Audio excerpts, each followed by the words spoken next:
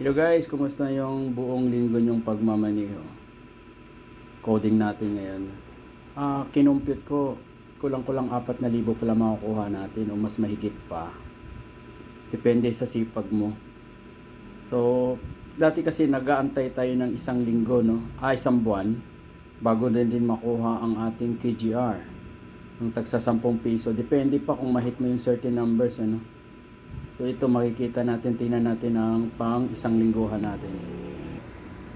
Kita nyo guys, yung week 12 ko, March 23 to 29, umabot siya ng 2,793. Isang linggo po yan guys, no?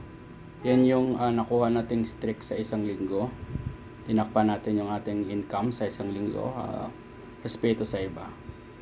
At tingnan natin ang ating turbo natin pang isang lingguhan. Ayan. So ayun na. So ayun guys.